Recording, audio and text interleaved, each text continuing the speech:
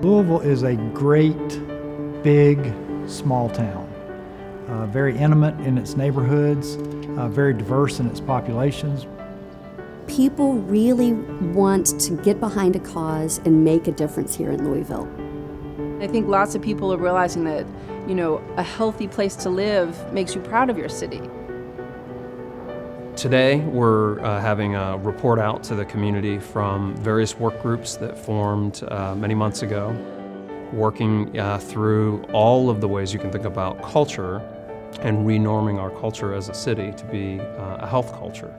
The cool thing going on is collaboration. We've got people saying, okay, we're going to globally set a goal that exceeds anything that our agency can do alone.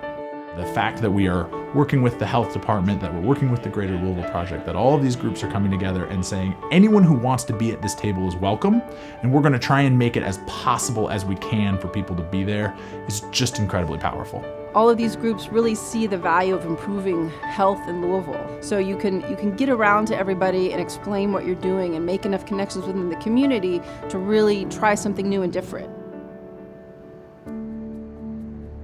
The national rate of asthma is about 8%, but in Louisville it's closer to 13%. If we have an unhealthy environment, we have unhealthy humans living in it.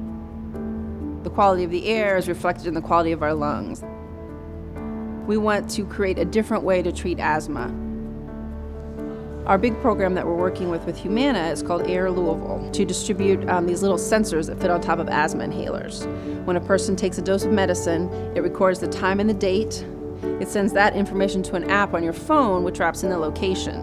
So the idea is to get all this data to find out which neighborhoods have a higher burden of asthma than others.